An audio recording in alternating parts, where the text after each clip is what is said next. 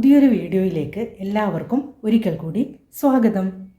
അപ്പോൾ ഇന്ന് നമ്മൾ ചെയ്യാൻ പോകുന്ന റിയാക്ഷൻ വീഡിയോ സോഷ്യൽ മീഡിയയിൽ ഇന്നലെയും മിനിഞ്ഞാന്നും ഒക്കെ ആയിട്ട് നിങ്ങൾ കണ്ടിട്ടും കേട്ടിട്ടും ഒക്കെ ഉണ്ടാവും.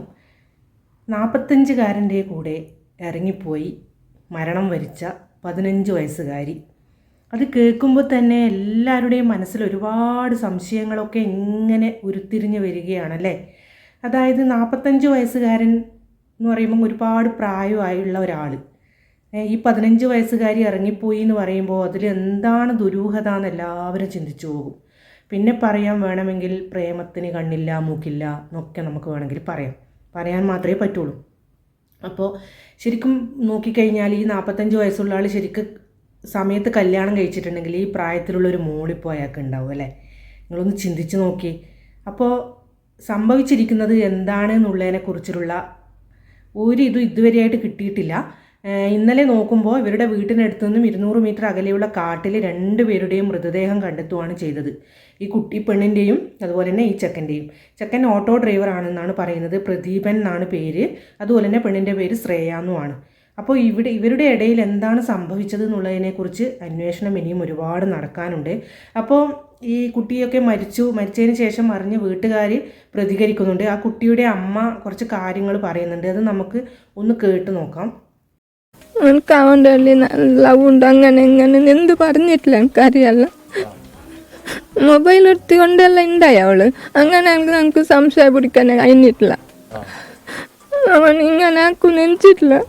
അത് 2 വർഷം മുമ്പ് സ്കൂൾക്ക് കംപ്ലൈൻറ്റ് പോയിട്ടുണ്ടെന്ന് HM പറഞ്ഞിട്ടുണ്ടായി. അങ്ങനെ ആടെ പോയിട്ട് ഞാനെല്ലാം ഈ സംസാരിച്ചിന്. ആടെ കാസർഗോഡ് വിദ്യാനഗറിൽ പോയിട്ട് ഞങ്ങൾ പോയിക്കൊണ്ടുണ്ടല്ല, ഈ കാറിലെല്ലാം പോയിക്കൊണ്ടുണ്ടായി. മാത്രമല്ല ഇത്ര സംശയം എന്തുണ്ടായിട്ടില്ല. ഈടെ വരാനില്ല. ഞങ്ങൾ പോകുമ്പോൾ ഞാൻ വിളിക്കാം. ഇല്ല ഉള്ളിലെല്ലാം വരല്ലവ സംശയം ഉണ്ടായിട്ടില്ല. ഞങ്ങൾക്ക് എന്തെങ്കിലും സംശയം. അപ്പോൾ പ്രിയപ്പെട്ടവരെ, നിങ്ങൾ അവർ പറയുന്നത് കേട്ടില്ല. അവർ പറയുന്നത് എന്താണെന്ന് വെച്ചാൽ ഇങ്ങനെ ഒരു പ്രേമോ സ്നേഹമോ ഒന്നും ഉള്ളതായിട്ടൊന്നും പറഞ്ഞിട്ടില്ല, നമുക്ക് തോന്നിയിട്ടില്ല എന്നൊക്കെ. ആരെങ്കിലും പറയുമോ ഇങ്ങനെയൊക്കെ ഉണ്ടെങ്കിൽ? പക്ഷേ ആ അമ്മ അങ്ങനെയൊക്കെയാണ് പറയുന്നത്. ഒന്നും പറഞ്ഞിട്ടൊന്നുമില്ല. മുന്നേ ഒരു കേസ് സ്കൂളിൽ അധികൃതർക്ക് കൊടുത്തിട്ടുണ്ടായിരുന്നു ഈ ഓട്ടോ ഡ്രൈവറുമായി ബന്ധപ്പെട്ടിട്ട്.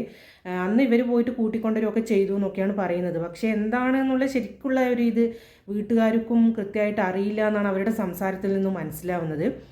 ഇതിപ്പോൾ എന്താണ് പറയേണ്ടതെന്ന് വെച്ചാൽ പ്രണയം മൂത്തിട്ടാണോ അല്ല വേറെ എന്തെങ്കിലും സംഭവിച്ചതാണോ?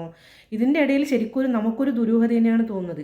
ഈ പെൺകുട്ടി ഈ 45കാരനെ പ്രണയിച്ചിട്ട് ഇറങ്ങിപ്പോയതായിരിക്കുമോ?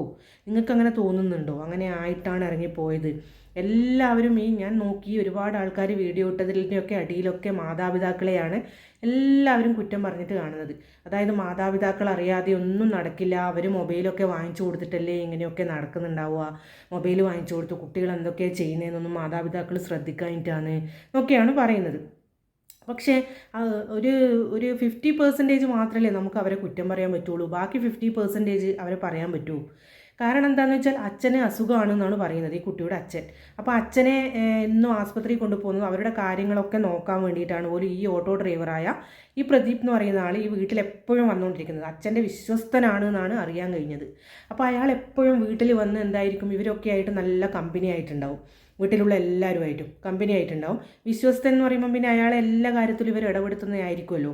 അപ്പോൾ എന്ന് വെച്ചാൽ ഈ കുട്ടി അയാൾ ഏത് തരത്തിലാണ് കണ്ടിട്ടുണ്ടാവുക, ഇയാൾ തിരിച്ചെങ്ങനെയാണ് കണ്ടിട്ടുണ്ടാവുക എന്നൊന്നും നമുക്കറിയില്ല. പുലർച്ചെ സഹോദരിയോടൊപ്പം ഉറങ്ങാൻ കിടന്ന് പുലർച്ചെ നോക്കിയപ്പോഴാണ് ഈ കുട്ടിയെ കാണാതായത്. വീട്ടിൽ നിന്ന് എപ്പോഴാണ് ഇറങ്ങിപ്പോയിട്ടുണ്ടാവുമെന്നൊന്നും അറിയില്ല. ഇനിയിപ്പോൾ ഇത് സ്ഥിരം പരിപാടിയാണോന്നും അറിയില്ല. ഇങ്ങനെ ഇറങ്ങിപ്പോയി രാവിലെ കയറി വരുന്നതാണോ എന്നും അറിയില്ലല്ലോ. അപ്പോൾ അന്ന് ഇറങ്ങിപ്പോയപ്പോൾ അവിടെ എന്താണ് സംഭവിച്ചതെന്നൊക്കെ ഇനിയും അറിയാനുണ്ട്. ചിലപ്പോൾ ഇയാൾ എന്ത് ചെയ്തതായിരിക്കാം, ഈ പ്രദീപ് എന്ന് പറയുന്ന ആൾ വെറും അയാളെ കാമം മൂത്ത് ചിലപ്പോൾ ഈ പെണ്ണിനെ കൊന്നതാവാനും വഴിയുണ്ട്. പെണ്ണ് സഹകരിക്കാതെയൊക്കെ ഇരുന്നപ്പോൾ പെണ്ണിനെ കൊന്നതാവാനും വഴിയുണ്ട്. അവൾ മരിച്ചതിന് ശേഷം ഇയാൾക്കറിയാം എന്തായാലും പിടിക്കപ്പെടുന്നു തോന്നി ചിലപ്പോൾ ഇയാളും ആത്മഹത്യ ചെയ്തതായിരിക്കാം. അങ്ങനെ ആ പെണ്ണിനെയും കെട്ടിത്തൂക്കി അയാളും ആ കൊമ്പിൽ മരിച്ചതായിരിക്കാം. അല്ലെങ്കിൽ ഒരിക്കലും ജീവിക്കാൻ കഴിയില്ല, എല്ലാവരും അറിഞ്ഞു കഴിഞ്ഞാൽ നാണക്കേടാണെന്നൊക്കെ തോന്നിയിട്ട് 2 പേരും ആത്മഹത്യ ചെയ്തതായിരിക്കാം അല്ലേ. പിന്നെ അവരെ എന്തായാലും പോസ്റ്റ്മോർട്ടം റിപ്പോർട്ടിൽ ആത്മഹത്യ തന്നെയാണ് വന്നിരിക്കുന്നതെന്നാണ് ഇപ്പോൾ ന്യൂസിൽ അറിയാൻ കഴിഞ്ഞിട്ടുള്ളത്. സംഭവത്തിൻ്റെ സത്യാവസ്ഥ ഇനി ഒരുപാട് പുറത്തേക്ക് വരാനുണ്ട്. എന്ത് തന്നെ ആയാലും നമുക്കിതിനെക്കുറിച്ച് ഈ കേൾക്കുന്ന അറിവുകൾ മാത്രമേ ഉള്ളൂ.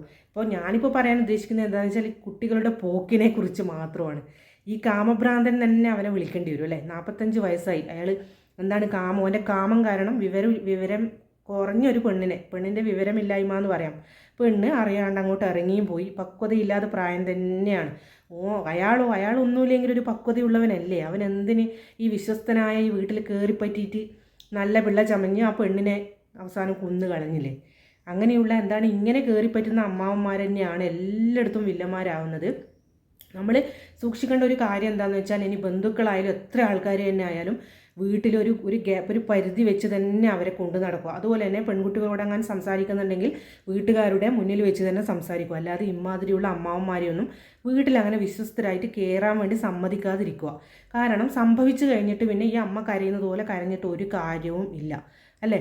എന്ത് തന്നെ ആയാലും ആ കുട്ടി എന്താണ് പറയേണ്ടത്, ഇനി ഒരുപാട് ജീവിക്കാനുണ്ടല്ലേ. പ്രണയം അത് ഇത് എന്തായാലും ആ ഒരു അഡോളസൻസ് പീരീഡ് എന്നൊക്കെ പറയുന്ന ആ പ്രായം തന്നെയാണല്ലേ, കൗമാര കാലമാണ് ആ കുട്ടിക്ക്.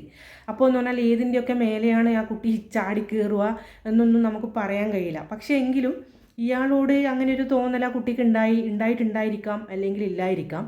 കുട്ടി ഇറങ്ങിപ്പോയത് അതിൻ്റെ വിവരമില്ലായ്മയോ ആണ്. പക്ഷേ ഈ മരണം എങ്ങനെ വന്നു എന്താണ് എന്നൊക്കെയുള്ളത് ഇനിയും തെളിയിക്കപ്പെടാനിരിക്കുന്നതേ ഉള്ളൂ. ഇനിയുള്ള മക്കളൊക്കെ ഇത് കണ്ടു പഠിക്കുക. ഇതുപോലെയുള്ള അമ്മാവന്മാരായാലും ചെറുപ്പക്കാരായാലും നിങ്ങൾ ഇറങ്ങി പോകുന്നതിന് മുന്നേ മക്കളെ ഒന്ന് ചിന്തിക്കൂ. ഇത് എന്താണ്, ഇത് നമുക്കൊന്നും അറിയാതെ നമ്മൾ പ്രേമിക്കുമ്പോൾ അതിൻ്റെ നല്ല വശം മാത്രമേ അവന്മാർ കാണിക്കുള്ളൂ. ഇത് മോശം വശമൊക്കെ അറിയണമെങ്കിൽ ഒരു ലൈഫിലേക്ക് നമ്മൾ കടന്നു ചെല്ലണം. അല്ലെങ്കിൽ അവൻ്റെ കൂടെ വരുന്നു പറഞ്ഞു നോക്കൂ. അപ്പോഴാണ് അവൻ്റെ ശരിക്കുള്ള സ്വഭാവം പുറത്തേക്ക് വരുന്നത്. അപ്പോൾ പെൺമക്കളോട് പറയാനുള്ള എന്താണെന്ന് വെച്ചാൽ, ഇതുപോലെയുള്ള ചതിക്കുഴികൾ ഒരുപാട് നമ്മുടെ മുന്നിൽ ഇങ്ങനെയുണ്ട്. എല്ലാവരും അത് സൂക്ഷിക്കുക. പ്രേമത്തിന് എന്താണ് കണ്ണും മൂക്കും നാക്കുമൊന്നും ഇല്ല എന്ന് പറയുന്നുണ്ട്. പക്ഷേ അതൊന്നും ഇനിയുള്ള കാലഘട്ടത്തിൽ അതൊന്നും ഉണ്ടാവാൻ പാടില്ല. ഇതൊക്കെ ആധുനിക യുഗമാണ്. പെൺകുട്ടികളെ നിങ്ങൾ ഇനിയും തന്നെ ഉണർന്ന് പ്രവർത്തിക്കേണ്ട കാലമാണിത്. അന്ന് ആ ഓട്ടോ ഡ്രൈവറോടൊപ്പം ചേച്ചിയുടെ സഹോദരനെയും കൂട്ടിയിട്ടാണ് പോയത്. അവസാനം സംഭവിച്ചതൊക്കെ നിങ്ങളെല്ലാവരും കണ്ടതല്ലേ. ഇതെന്ന് പറഞ്ഞാൽ ഇങ്ങനെ പോകാൻ വേണ്ടി ഒരുമ്പെട്ടവർക്കൊക്കെ ഒന്നുകിൽ മരണം, അല്ലെങ്കിൽ നാണക്കേട്, അല്ലെങ്കിൽ ഓനെ ഒഴിവാക്കി പോവുക എന്നല്ലാതെ ഒരു കുടുംബജീവിതം എത്ര പേര് നയിക്കുന്നുണ്ട്? ഒരു 10% പേരുണ്ടാവും. ബാക്കിയുള്ളവർ ഫുൾ ഇങ്ങനെ തന്നെ ഇതുപോലെ എന്തെങ്കിലുമൊക്കെ ഉടായ്പ് കാണിച്ച് ഒന്നുകിൽ ഇതുപോലെ ഒരു കൊമ്പുമ്പിൽ ചാവും, അല്ലെങ്കിൽ കൊണ്ടുപോയവൻ്റെ അടി കൊണ്ടോ അവൻ്റെ ഭ്രാന്ത് തീർത്തിട്ടോ ആ പെണ്ണ് അവിടെ ചാവും. ചിലപ്പോൾ അവൻ എവിടെയെങ്കിലും പോയി രക്ഷപ്പെടും, അല്ലെങ്കിൽ ഇതുപോലെ ഇനി അവനൊന്നും ചെയ്യാൻ പറ്റില്ല, എന്തായാലും അവനെ പിടിക്കപ്പെടുന്നു തോന്നി ചിലപ്പോൾ ആത്മഹത്യ ചെയ്തതായിരിക്കാം എന്നൊക്കെ നമുക്ക് പറയാൻ പറ്റുള്ളൂ. എന്ത് തന്നെയായാലും 10-20 ദിവസം കഴിഞ്ഞതിന് ശേഷമാണ് ഇപ്പോൾ മൃതദേഹമൊക്കെ കണ്ടെത്തിയത്. ഇവർ വിചാരിച്ചത് ഒളിച്ചോടി എങ്ങോട്ടോ പോയിട്ടുണ്ടാവും എന്നാണ് പോലും കരുതിയിട്ടുണ്ടായത്. ഒളിച്ചോടി പോയ സമയത്ത് ഫോണിലേക്ക് വിളിച്ചപ്പോൾ മോളെ ഫോൺ ഫസ്റ്റ് റിങ് ചെയ്തു, പിന്നെ ചെയ്തില്ല എന്നൊക്കെയാണ് പറയുന്നത്.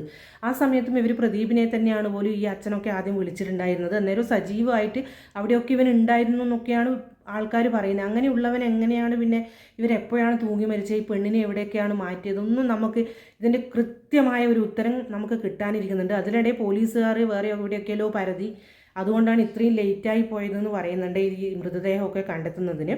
എന്ത് തന്നെ ആയാലും ഇതിന് ഒരു തുമ്പുണ്ടാക്കാൻ വേണ്ടിയിട്ട് എന്തായാലും നമ്മുടെ പോലീസിനും അതുപോലെ തന്നെ നീതിന്യായ കോടതിക്കും ഒക്കെ സാധിക്കട്ടെ എന്നാണ് എന്നെ പോലെയുള്ളവരൊക്കെ ആഗ്രഹിക്കുന്നത്. അപ്പോൾ നമ്മൾ വരും ദിവസങ്ങളിൽ ഇതിൻ്റെ കൃത്യമായ ഒരു രൂപം നമുക്ക് കിട്ടുമെന്നാണ് തോന്നുന്നത്. എന്ത് തന്നെ ആയാലും ആ വീട്ടുകാർക്ക് എന്തായാലും അച്ഛനും അമ്മക്കും വിഷമമൊന്നും ഇല്ലാണ്ടിരിക്കില്ല. പക്ഷേ എനിക്ക് തോന്നുന്നു പണിക്കൊക്കെ പോകുന്നവരായിരിക്കും, അച്ഛന് സുഖമില്ല.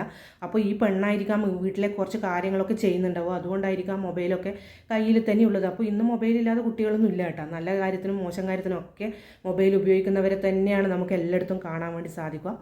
അതുകൊണ്ട് എൻ്റെ പ്രിയപ്പെട്ടവരെ, അടുത്ത് നമുക്ക് ഒരു വീഡിയോ ആയിട്ട് വരുന്നവരെ എല്ലാവർക്കും ടാറ്റ. മറക്കരുത് സബ്സ്ക്രൈബ്, ഷെയർ ആൻഡ് ലൈക്ക്.